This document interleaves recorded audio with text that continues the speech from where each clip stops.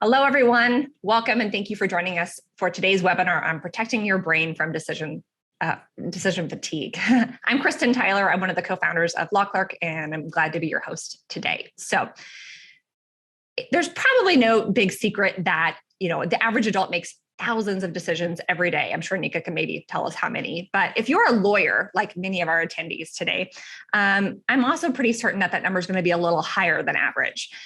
Attorneys are professional problem solvers. Our clients rely on us to help them make all sorts of decisions every day. Should we initiate litigation or not? Should we settle or not? Should we form a new entity or use one we already have?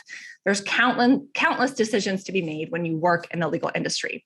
And I know a lot of attorneys who say at the end of the day, they're just exhausted from making all of those decisions. And they haven't even begun the realm of, daily life decisions they have to make, such as what's for dinner. So decision fatigue is a real thing, and it can lead to poorly made choices with serious consequences when you aren't mindful of it and of managing your brain energy. And so this is why I'm really, truly excited for our guest today and for this conversation about protecting your brain from decision fatigue. Our guest today is an all-around phenomenal person. Nika Kabiri is a decision scientist who helps people and businesses get real and grow. She has spent over 2 decades learning how people make decisions in a variety of contexts, from personal life to business to politics and beyond. Her clients have included companies like Expedia, Zillow, Squarespace, and she's also worked with brands like Microsoft, Avvo, Oakley, the Sierra Club, and even the Seattle Seahawks. Nika is also the co-author of a best-selling book called Money Off the Table: Decision Science and the Secret to Smarter Investing. Is that going to make us $1 million, Nika? No. She's currently a faculty member at the University of Washington, where she teaches decision science. And she's also the founder of Kabiri Consulting, where she uses her wealth of experience and knowledge to help businesses start and grow. If you'd like to know more about Nika and her work, I definitely think you should subscribe to her blog called Your Next Decision. And you can find that at yournextdecision.com. I'll be sure to drop a link to her blog and her book in the chat so you can find that. And of course, you can find Nika on LinkedIn and Twitter if you'd like to connect with her. So without further ado, Nika, welcome. And the show is yours. Thank you. Thanks everyone for coming. I hope you can see my screen. Kristin, is this working? Yeah. If you want to go into the it's showing like the next up. Oh, it's not showing that yet. Hold on a second. I do this all the time. You think by now I'd get the whole hang of which little tiny button to push, right? But okay, there we go. That looks good. This better. All right. So yes, so I'm here to talk about how to protect your brain from decision fatigue.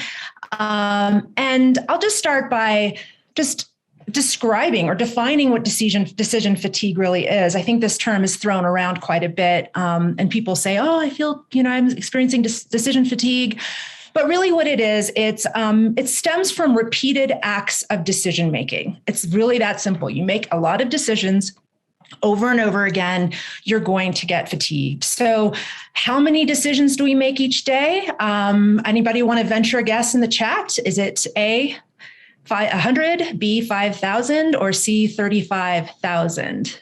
All right, let's see that chat. What's your vote? We've got lots of votes for B, 5,000. I would probably guess 1 million, so I'm not going to count. It feels like 1 million sometimes. 4 votes for C. There's 3 votes for C. Yeah. Yeah, I see some votes for C. So those people who voted for C were correct. The estimate, according to some research, is about 35,000 decisions a day. Now, some of these decisions are really intense. They involve a lot of thinking. They're very complex. Other decisions, not so complex, like what tie to wear, what earrings do you put on? These are not as difficult to make. So it's not the case that 35,000 times a day we are, racking our brains to make decisions. Some decisions are more complex than others, and complex decisions are more likely to cause us fatigue. Complex decisions involve those that have a lot of options. Complex decisions are those in which there are a lot of trade-offs. Sometimes the trade-offs are really hard to evaluate because they're too similar.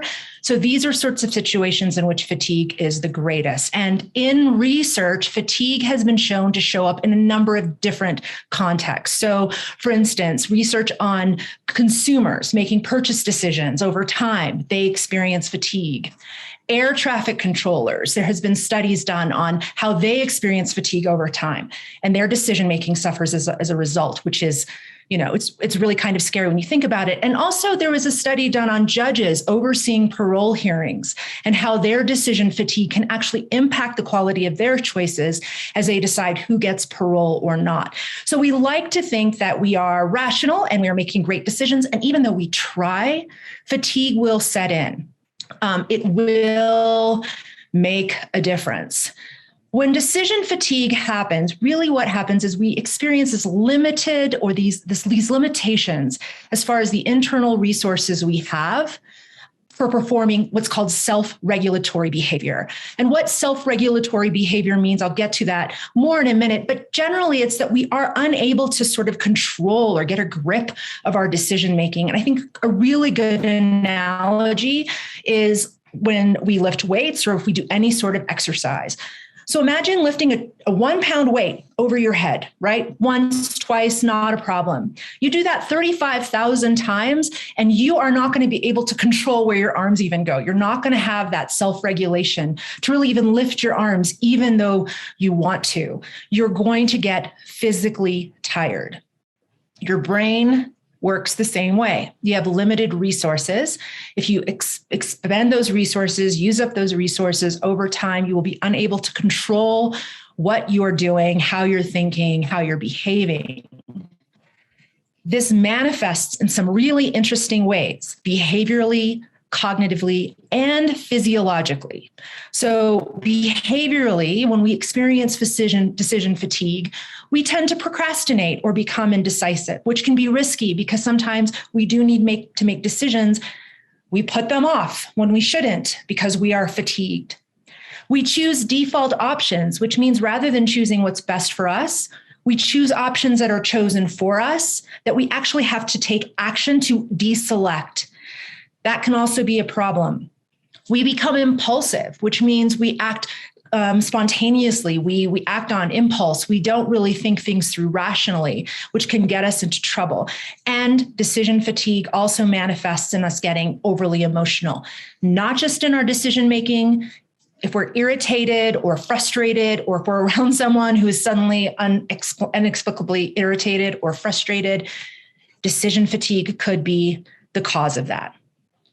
The cognitive repercussions of fatigue are that we take more time to complete mental tasks. I know some of us have, at the very end of the day, tried to sit around and decide what to make for dinner. It's a simple decision, but it feels so hard. We are fatigued. That's why it's hard. And we're also unable to perform mental tasks as well. Studies of students taking standardized tests have shown that the more they experience fatigue over time for making decisions, taking these tests, the more poorly they perform. So your actual mental performance is lessened. And also we're more likely to take mental shortcuts that lead to bias when we make our decisions. So we're not being as rational as we want to be. We will take little shortcuts, and I'll explain what some of those are throughout the course of this next hour. And finally, interestingly, we have physiological experiences in when we have decision fatigue, and that we lose physical endurance. So one study put two groups of people into an experiment, one experiencing decision fatigue, one not. Those with fatigue were unable to leave their hand in a cold bucket of water as long as those who did not experience fatigue. So decision fatigue actually has some physical repercussions, right? So if you're coming home at the end of a long workday and all you've done is sit at your desk all day, but you just don't have the physical energy to give your kids or to go to the gym, then decision fatigue might be the reason for that. But ultimately, at the end of the day, when we feel fatigue, it is absolutely challenging and difficult to make a choice to where we just feel like we're shut down and we can't actually make the decisions that we need to make. So how do we make it easier? How do we protect our brain from decision fatigue so we can make better decisions? First step is take care of the basics. Now, what do I mean by the basics? I like to talk about the basics as the choices you make before you make your choices. The basics have to do with your wellness, believe it or not. It's not just about the decisions you make. It's about like the decisions that you are faced with. It's about choices you make every day to care for yourself that can stave off fatigue. First of all, sleep or rest. A lot of us, we just deal with not being rested and we put up with it. And we think that if we push through, we'll be fine. Our decisions are suffering because of this. Research on healthcare workers has shown that sleep deprivation and physical exhaustion can exacerbate decision fatigue. So it's a kind of a vicious cycle. I've been in this cycle where I have been sleep deprived because of stress from work, because of decision fatigue. That fatigue causes me to lose sleep. It's the cycle kind of continues. You have to slow down and take care of your sleep. You cannot put it off. In fact, taking care of your sleep habits is probably the most important thing you can do to make better decisions across the board. Second, eat. This study of judges that presided over parole hearings showed that their decisions before lunch and after lunch differed tremendously in quality, significantly in quality. When you're hungry, fatigue tends to take a greater toll on your decision-making. So if you're on a diet, don't be on one of those diets that requires you to be hungry. Don't do the 3-day fast thing if you're facing an important decision. Eat. Make sure your stomach is full of nutritious stuff. And plan well. Leave your big decisions for the morning. Decision performance deteriorates as the day goes on. Again, the study of students taking standardized tests showed that decisions they made on their tests in the morning, decisions made in the evening, drastically different, with the morning decisions being much better. So when they say sleep on it, take that advice, sleep on it, leave your big decisions in the morning, and make those big important meetings that require decision-making, schedule those in the morning as well. So wellness overall, a big part of staving off decision fatigue. But aside from wellness, there are things you can do every time you're faced with a decision, every specific decision, that can help protect your brain from fatigue, but also help protect your decisions from your fatigued brain. Here are those 4 questions, and I'll go through them one at a time. But the first question is, what's your real goal? Keep your eye on the prize. Second, how much time do you have to make a decision? Sometimes we don't really ask ourselves that before we make a choice. What are the stakes involved? I mean, that seems like an obvious thing to think about, but there are some biases that get in the way that make it very difficult for us to evaluate the stakes accurately. And then how reversible is the decision, which is not just about can you take the decision back? It's a little bit more complex than that, and I'll discuss that in a minute. So let's take these one at a time. First, what's your real goal? If you don't have an end game, if you don't have an objective, whether it's a 5-year plan, 10-year plan for your career or your life, or if it's just, what's your intent for the end of the day, your decisions can kind of become haphazard, random, arbitrary. They don't go anywhere. And you can end up running in circles and feeling stuck. But also you can end up making choices that you don't need to make and fatigue yourself because those choices aren't lined up to your end game. So keeping your eye on your goal can keep your decision from getting too complicated. It can keep your decision-making from getting focusing on things or choices that you really don't need to make that can just exhaust you unnecessarily. So here's one example. Again, dinner is a really big decision we all make. It's kind of a struggle. You're at the grocery store, you're shopping for dinner, and you might be thinking, okay, what should I buy? What should I make? What should be for dinner?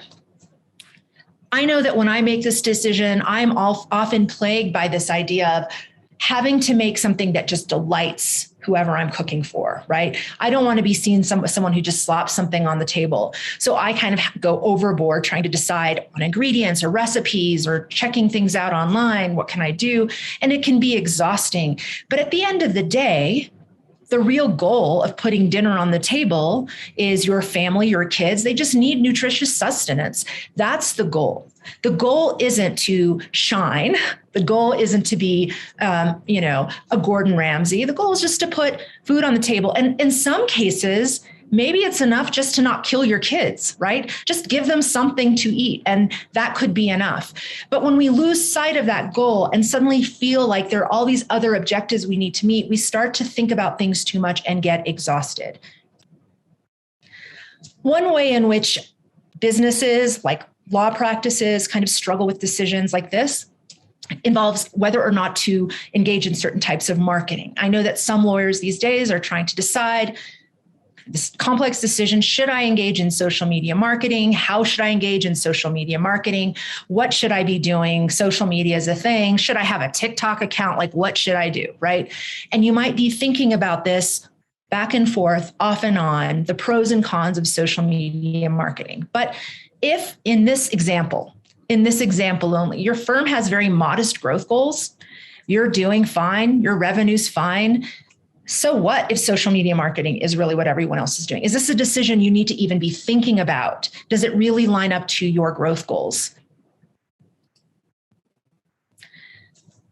Fear of missing out, just along the lines of social media marketing, because everybody's on TikTok or everybody's on Instagram. Fear of missing out can make you lose sight of your goal. This is one kind of bias. It's called the bandwagon effect that can make you lose track of your goal. If you see everyone else doing something, making a certain decision, whether it's buying crypto or whatever it is, right? You might find yourself feeling like you need to dive into those decisions too. And you can exhaust yourself making choices that have nothing to do with your career goals, personal goals, business goals, et cetera. So be aware of that fear of missing out. It's really, really compelling. It's really attractive. There is safety in numbers. If everyone else is doing something, it feels secure to feel like you need to do it too. But the decisions involved in that, it could waste your energy. You want to protect your brain for things that line up to your goal.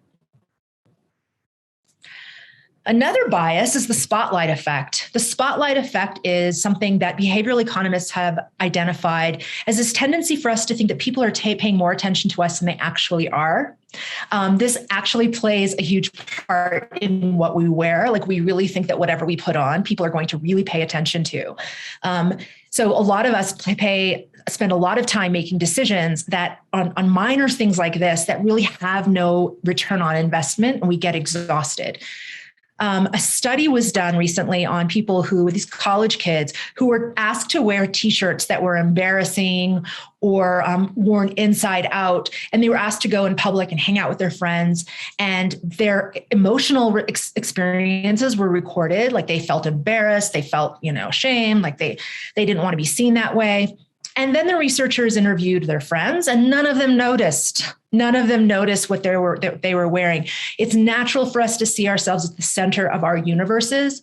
And so we naturally think everyone is noticing us the way we are. They are not.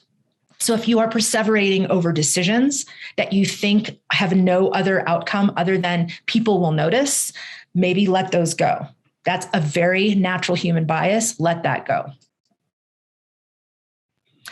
Something else that gets us off our goals or our end game is this fear or regret or blame. Anticipatory regret is a major reason why we put off or defer our decisions. We are so afraid of making a mistake. And if we are already mired in regret, like say we've made a lot of bad decisions in the past, we are more likely to regret future decisions, even though our future choices may have nothing to do with our past choices. If we are in an environment where, arguably a toxic one, in which people are often pointing the finger, blaming us for mistakes that we made unnecessarily, that fear of blame could be driving our decision-making. And we could sit there and obsess over choices, weigh pros and cons, back and forth, losing track of what will really get us to our goal. So if you are in an environment where people are blaming you I would reconsider that environment. If you are mired in regret, just beware. Try to override that a little bit and recognize that all that matters is whether you're spending your brain energy making a decision that will get you to your goal. And if things don't turn out, just remember, outcomes have partly to do with your choice and partly to do with random things that happen in the world that you have no control over. COVID being a great example. No one really kind of saw it coming. Well, some people did, right? Experts might have. But for the most part, we could not have anticipated the outcome of that. So there are a lot of things in the world that we're not in control of. Let that kind of sink in so that you perhaps aren't as hard on yourself and you don't feel like you have to expend all that energy making decisions, energy that can be saved for later decisions that are more important. So ultimately, keep your eye on the prize. Second, in kind of a little hack that you can use in order to make a good decision is to start every decision by asking, how much time do I really have? I ask this all the time when I work with clients, and I'm surprised that they haven't really thought about this. Like, people don't really think before you make a choice, what is the time frame like that I realistically have to make this? Because if you have the time, you should take it. Too often we feel compelled to push through a choice when we're tired, or even when we're not tired, we feel like we have to make that choice. We have to push through that choice for no other reason than it's just presented itself to us. But the truth of the matter is we can exhaust ourselves thinking about something that we actually can pace ourselves out to address. If we have that time, just like running a marathon, right? You can pace yourself out. You don't have to run the sprint in the first 5 miles. So know what your time limits are. Take the time you have. Just by simply asking that question, you can make a huge difference in how fatigued you end up getting, because you can reserve your energy for when you really can need it. But also, if you have time, make use of it. Don't just put off the decision. I'm not recommending that we engage in choice deferral and put off our choices. What I'm saying is make use of it. Gather information that will help you weigh the pros and cons better. Maybe that will make one option seem less appealing. Maybe information that will make another option suddenly reveal itself and be the way to go. And that would save you a lot of mental energy if all you had was information. That information alone could save you. So use that time wisely, gather information if you have the time. If you don't have the time, that's a different story. But if you have the time, pace yourself. Now, there's another part to this issue of time, which is the fact that sometimes you want to give yourself a little bit of time. You don't want to allow yourself a lot of time. If you find yourself so fatigued that you are stuck with this indecisiveness, back and forth, can't decide, put a time constraint on your decision, an artificial time constraint, and make it short. Make it 30 seconds or a minute. Now, I'm not saying your decision should be made in 30 seconds or a minute. I'm just saying, let's just play a little exercise with play a little game with yourself, do a little exercise, self-impose a time constraint. And here is why. Here's an example. Let's say you're shopping for a car. You can choose between the car on the left or the car on the right. They're both decent options, but they vary. They're different. They have different interiors. They're different colors, different gas mileages, and different safety ratings. They're different prices. There are all these different things you can evaluate back and forth, right? But if you only had 30 seconds to choose a car, and it doesn't have to be these two cars. It could be any car in the world. The brain suddenly, in those time constraints, shifts from what's called a compensatory to a non-compensatory strategy. That's just a fancy way of saying that the brain, under time constraints, reveals the deal breakers. Suddenly, the only things that really matter pop up. And in a study done on car buyers, the things that popped up were safety ratings, because the most important thing you want when you drive a car is to not die, right? That's important. So those kinds of elements rise to the surface. Once you know your deal breakers, then the rest of the decision can be a lot easier. You don't have to fatigue yourself going back and forth between pros and cons that really don't matter. This, again, doesn't mean that you should make the decision in 30 seconds. It just means, okay, now I know deal breaker is safety, deal breaker is price. Those are the two things. Now I can sleep on it, wake up in the morning knowing those are the two things, and better make my decision. So time matters. Third hack. What are the stakes? What are the stakes that you are facing in making your decision? Now, it seems pretty easy to ask yourself, okay, what could I lose in making this choice? What could I gain in making this choice? And it's just a simple thing, right? Choices like what earrings should I wear in the morning? I mean, those are not high stakes choices, right? Kind of basic, straightforward. What home should I buy? That's kind of a high stakes choice. I had someone comment on social media after hearing the announcement of this webinar that they're in the process of purchasing a septic tank. The price ranges are from $5,000 to $18,000. That's kind of a high stakes decision, right? You don't want to, it's a septic tank too. Like you don't want to get a bad septic tank. So yeah, it's kind of easy to think through that kind of thing, right? But beware, because the human brain is full of biases that keep us from accurately estimating what's at stake. The human brain is a very efficient machine. It is hyper efficient. It takes a lot of energy to fuel the brain, to allow it to do even the basics of what it does. I'm not even talking higher level rational decision making or solving, long division problems. I'm talking about just basic everyday life. It takes the brain a lot of energy to perform whatever tasks it needs to perform. In order to conserve that energy and to allow the rest of the body to also be sustained, the brain engages in hyper efficient choice making. It uses what's called heuristics, or another word for heuristics is just mental shortcuts. It takes shortcuts to save energy. Some of these shortcuts, very human, very natural. We all do them. They're not mistakes. They're just natural parts of being human. These shortcuts can still cause problems when we're trying to evaluate what's at stake. And one way in which it does this is that our brain tricks us into thinking that what we have is more valuable than what we get, that we value what we have more than we value what we can get. And this is called loss aversion, or another way of thinking about it is like this endowment effect, that if you own something, it has all this value. If you want to risk something, risk what you have to get more, that thing, even though it might be a good decision, is not that important. And let me go through how this works so I can explain why this impacts the way we evaluate stakes.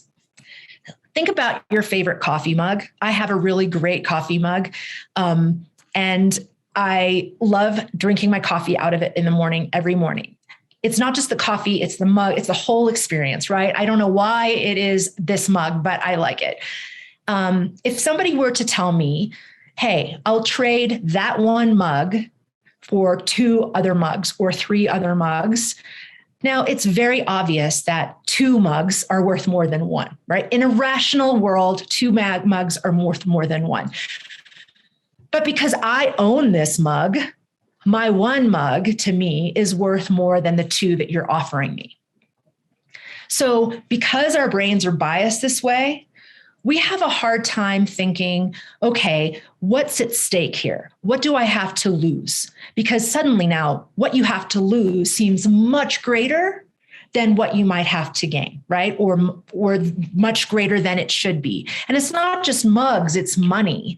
Research in behavioral economics has shown that if you offer someone, I don't know, I'm just going to throw some numbers out there because I don't remember the exact numbers in the study. If I were to offer someone $15 today or $30 next week, they're more likely, not everyone will, but most will more likely to take the $15 today because we want a sure thing. We like the sure thing. We want it in our hands. In a week, that $15 isn't going to turn into 30. There's no way that you're going to invest that 15 and make 30. You can wait a week, be patient, get that 30 later. But we have that 15. We definitely want that 15 and we overvalue that. So what's to lose? Our brains are going to trick us into thinking it's greater than it is. And along those lines of what's down the road versus now, we value short-term rewards more than they're worth. And we value long-term rewards less than they're worth. And this is called delay discounting. So same principle. If you have, $15 now, you think that's worth more than $30 later. So it's not just how much you have already. If you were to give me 15 now or 30 later, I would choose the 15 now. So again, short-term rewards suddenly seem so much more valuable than they are, which really messes with our calculations of what's at stake. We think what's at stake is greater than it might be. What we have to lose is greater than what it might be. So the bottom line is, as you're evaluating what's at stake, try to be as objective and rational as you can about it. And of course, this is going to take brain energy and it could make you more exhausted. But over time, you'll get better at it and it'll actually make all these other decisions much easier to make. What's at stake? All right. The fourth is, how reversible is this decision?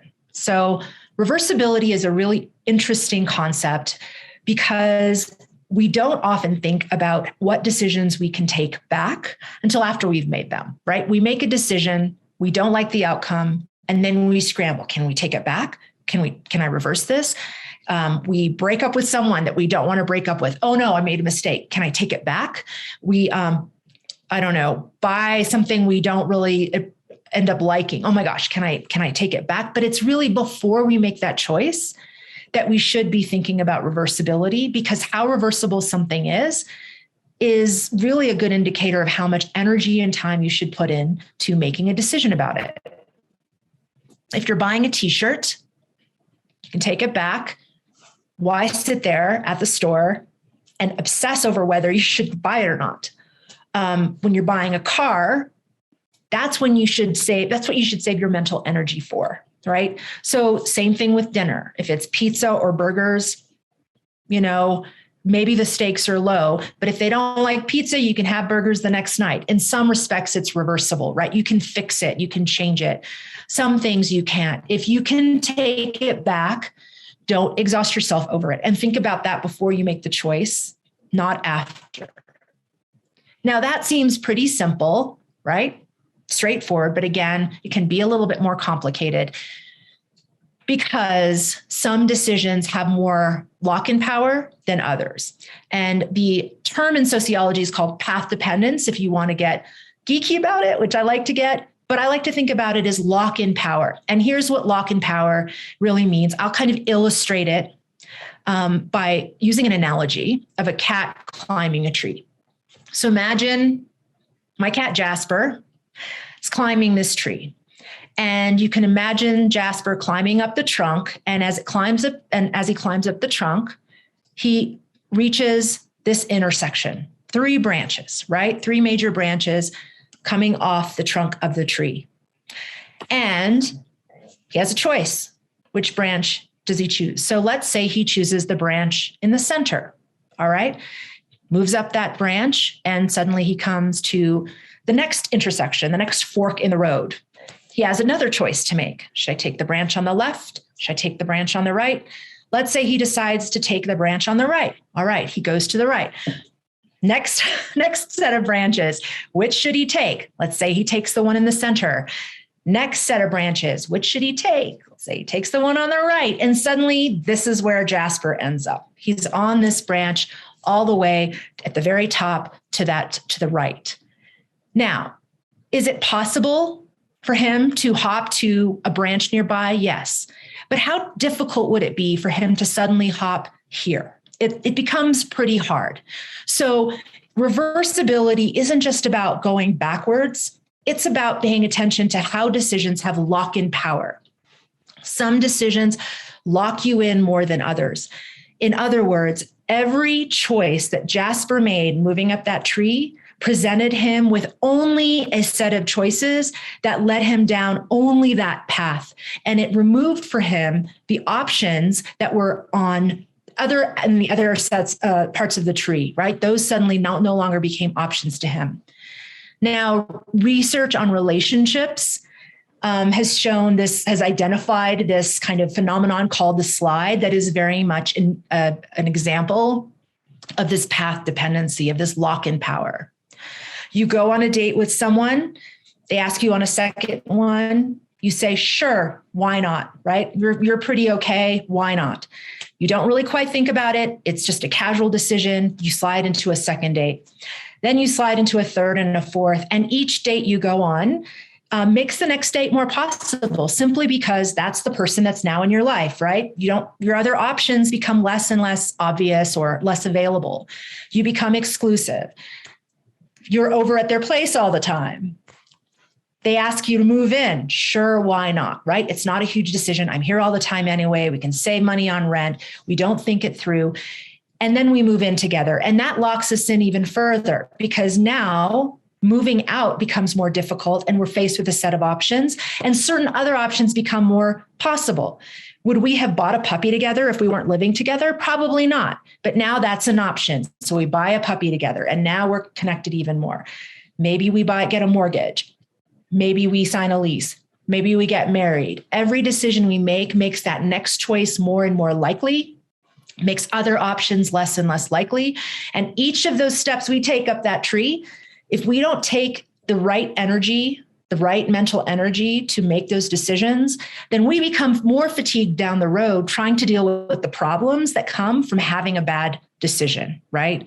We end up having to deal with nightmares that we don't want to deal with, ending up in a relationship that we don't want to end up in. Careers are the same way, right? When you graduate from college, if you didn't know you wanted to go to law school, maybe you didn't know what you wanted to do, you just get a job. Maybe it's in a marketing department.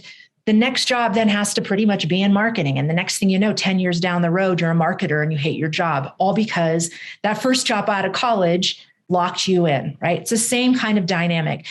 In the legal profession, we face this when we decide which clients to work with. Often it's a different type of relationship. We might just slide into a relationship with a client or even a colleague or even a new hire. And we think, sure, why not? Let's give it a shot. We think it's reversible. We think we can take it back. But ultimately, every choice we make that leads us into that relationship can make it harder and harder to get out of. It's got greater lock-in power.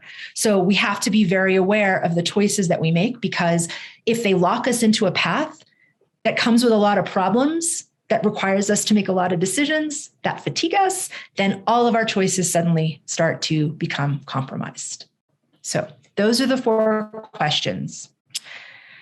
So here are the major takeaways. Basically, if you want to protect your brain from decision fatigue and protect your decisions from your fatigued brain, care for yourself, sleep, eat, make sure you plan your decisions throughout the day well. Don't push yourself to make choices when you're tired. The more you care for yourself, the better you'll be able to deal with fatigue and the better your decisions will be. Second, don't get distracted from your goal. The most important thing, the skill that I learned that helped me in my personal life and my professional life, is recognizing which decisions are relevant and irrelevant. Clients come to me all the time, colleagues, and they ask me to make a choice for them or help them make a choice. And as soon as I identify it's irrelevant, the energy doesn't need to be spent on something that isn't important. It's saved for something that is. So try to get good at understanding what's relevant to the goal, what isn't relevant to the goal. Very applicable to your practice. What's relevant to growing a healthy practice? What's not relevant to growing a healthy practice? Don't need to worry about spending energy on questions or problems that aren't relevant. If you have time, use the time. Ask yourself before you make a choice, how much time do I really have? Take it. And if you are fatigued and you find yourself dragging out your decision, do the opposite. Time box it. Give yourself 30 seconds to reveal the deal breakers. If it's the fact that the car is red, it's the fact that the car is red. Or if it's gas mileage, as I'm looking at the chat, then at least you know what that is. And then you can sleep on it and make a better decision tomorrow. Be really wary of how you're valuing the stakes of your decision. Try to override the tendency to overvalue what you already have. And then also try to override this natural tendency to overvalue what you can get right away versus what you might get in the long term. And finally, don't waste energy over reversible decisions. If you can take it back, don't perseverate. Don't exhaust yourself. You can even flip a coin if it's that easy to take back. Don't get tired. Save that energy for some other decisions that have lock-in power. If you make the wrong choices, if you don't conserve energy and make the right choices on those choices that have, or those situations that have lock-in power, then you will definitely suffer fatigue down the road. And that is pretty much it. I have in about 15 minutes or 20 minutes after this call, I'm going to post on my website, on yournextdecision.com/guides, a handy PDF document that pretty much lays out everything I've discussed in this talk. And you can print it out and keep it and read it and share it. So please maybe wait 15 minutes to 30 minutes and then go to yournextdecision.com/guides to find that guide. And if you just want to learn more about what I do, I consult businesses, including law practices. You can go to kabiriconsulting.com to learn more about my services. And as far as decision science for life, I have a lot of content and resources at yournextdecision.com, including an advice column. If you want to subscribe to my website, I send letters every week that give advice on how to make decisions better. Thank you. Thank you so much, Nika. I did subscribe to your newsletter and I really enjoy it. I had a few questions for you as we wait to see if some of our attendees have them. But, one of the things that you and I talked about in preparing for this was the difference between making decisions for ourselves and making decisions for others and the science behind that, especially because a lot of our attendees here today are lawyers. Could you talk a little bit about the science behind why it can feel different to make decisions for others besides ourselves? Yes, that is a really, really great point. And it's really kind of interesting because the way in which decision-making for others versus ourselves differs has to do with the way that we assess risk for those decisions. When we make decisions for ourselves, we tend to, depending on the circumstance, it totally depends on the circumstance, but we tend to either be more risk averse or less risk averse than we are for when we make decisions for other people. I don't know if you've ever been in a situation where you go to a friend and you you ask for advice, or a colleague about how to handle a case. I don't know how to handle this case. I don't know which strategy to move forward with, or I don't know who to hire.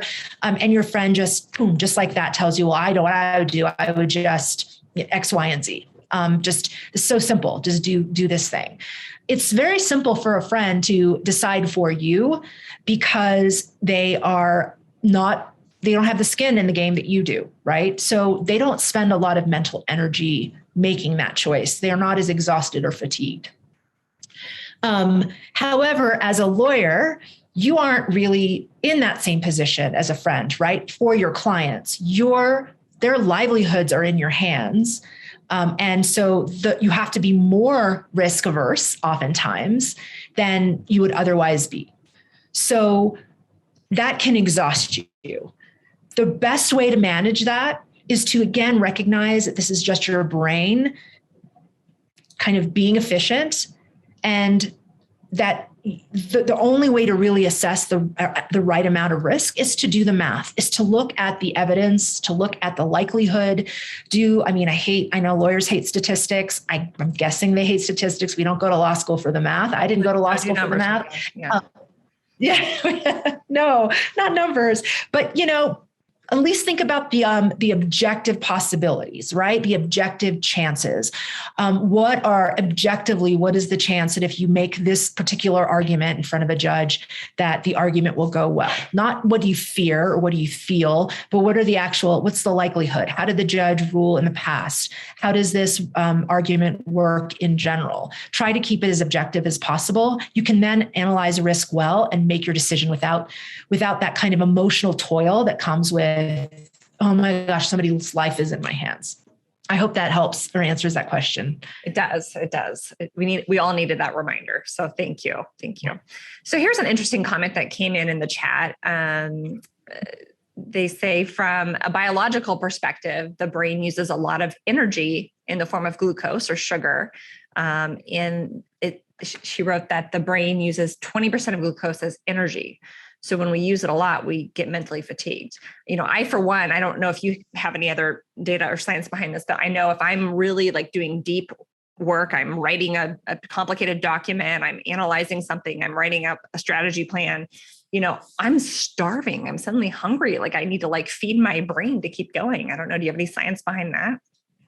That's the brain consuming a lot of energy. That's just what it does. It's interesting the relationship between what you consume, glucose as, carbohydrates versus proteins, for instance. There is research out there that suggests that the macronutrients you consume can impact the way you make decisions. So for instance, the study was done on people who ate high protein versus high carb diets. High carb versus high protein, I don't mean it's just bacon. I mean, the ratio of protein to carbs, is reversed. Those diets that are higher in protein than carbs, decision-making is different in that their tendency to engage in what's called social punishment is less. So if you are in a situation where you feel like there's an injustice, like a colleague got a promotion and you didn't, or someone says something to you that you think is unfair, if you eat more protein in your breakfast than carbs, you're less likely to be combative or punish that behavior. You're more likely to be collaborative. And if you eat a high carb diet, it's the other way around. So, who knows all of the different ways in which our macronutrients impact our decision making, and the way that because it's all about the way the brain actually processes that. There are, chemicals and hormones in there. And there's a lot of research to be done in that area, but it's a really interesting area of study, in my opinion. Very interesting. Yeah. I'm going to try to get my kids to eat some more protein at breakfast, see if that can help with some of their decisions. Here's another great question. Is decision fatigue the same as analysis paralysis? Not technically. Analysis paralysis is much more likely with fatigue because the brain cannot process information well. And so you think you're properly weighing pros and cons, but you're not. And that's a problem. But you can have a fresh brain and still struggle with analysis paralysis under certain circumstances. One of those circumstances is if you're faced with two decisions or options where the trade-offs are so similar that you have to choose one, you can't have both, but it's just a hard choice because they're too similar, right? Another instance in which analysis paralysis could be likely is if both options have negative trade-offs. You're comparing two negatives, oh gosh, I can't even think of an example right now. I waste time or I waste money. You're like, oh gosh, it's terrible. If I save time and waste money, it's easier, right? But you can end up stuck in analysis paralysis. Having too many options can stick you in analysis paralysis. And then again, there's this anticipatory blame and regret, which is psychologists have revealed is a very key part of why we put off decisions and end up not being decisive is we go back and forth because we're so afraid of what we're going to regret. So we don't have to be fatigued to experience analysis paralysis. Fatigue makes analysis paralysis more likely. That totally makes sense. Totally. What about, are there any personality types that maybe make a person more prone to experiencing decision fatigue? That is an interesting question. I guess I'm kind of curious what is meant by personality types, because there are a lot of different ways. Sorry. Go ahead. No, there are just a lot of different ways to type people. Like type A versus not type A, introverts versus extroverts. Okay. Here's one. Here's a really interesting one along the lines of type A versus type B. The economists have identified two types of people in like economic actors, and so they're called maximizers and they're called satisficers. A maximizer is someone who, when they make their decision, will go on and on to get the perfect decision made. They'll research ad nauseum. They'll weigh pros and cons to till they're blue in the face. They'll do everything they can because they're seeking that perfect choice. So these are perfectionists. They're maximizers, and they're actually a minority. Satisficers are most of us, where we will research a decision, weigh pros and cons, gather information to a point, and then we'll realize that any bit of information that we get in addition isn't going to really yield us any new insights. Like, it's not going to really change our minds.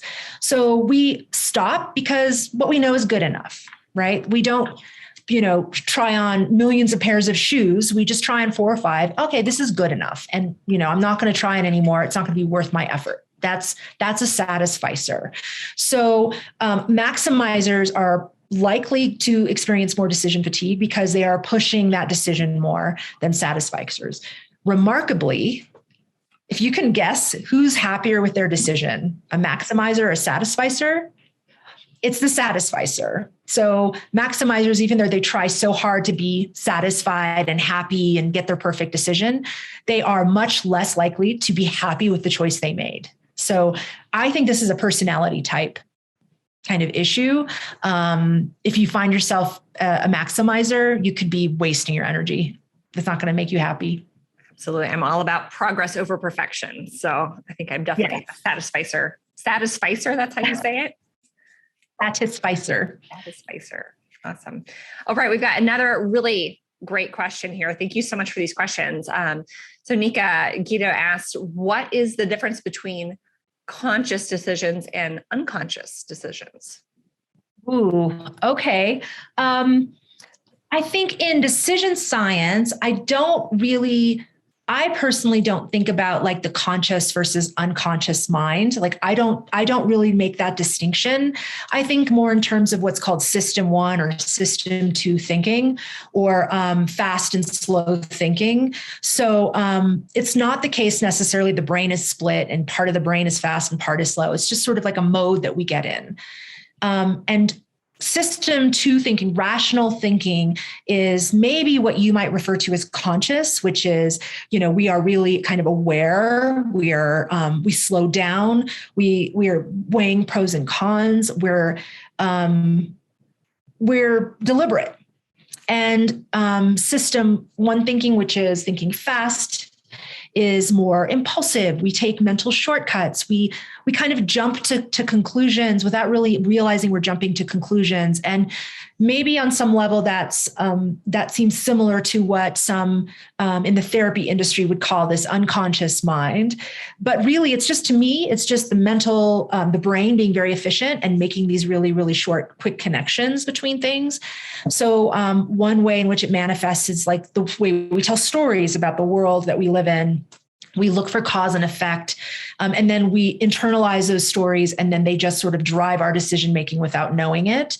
That is very much to me like, fast thinking. So that is how I think about it. And I find that's helped me a lot more than this conscious versus unconscious, because it, when you think about having this kind of unconscious brain,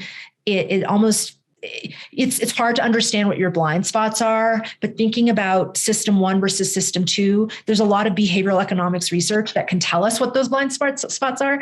And so I kind of revert to that. Like, I know delayed discounting is a thing I'm going to unconsciously do, or loss aversion. It's going to be an unconscious or fast thinking kind of thing. And so I can kind of protect myself against that. I hope that answers the question. Sure.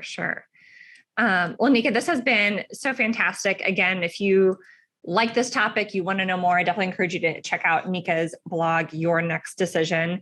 Thank you for laying the framework for helping us avoid decision fatigue by focusing on what's our real goal, making sure to be aware of how much time we have to decide and leveraging that time, realizing the stakes, how much does this decision really matter?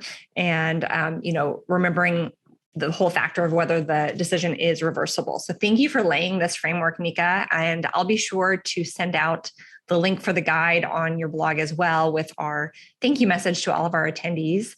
Thanks for joining us, everyone. Great decision joining today. A+ on that. We'll let you get back to the rest of your day and keep your eyes out for more webinars from LawClerk. Thank you, Nika, for your time, your expertise. You're fantastic as always. Thank you. Thank you, Kristin. All right. Bye, everyone. Take care.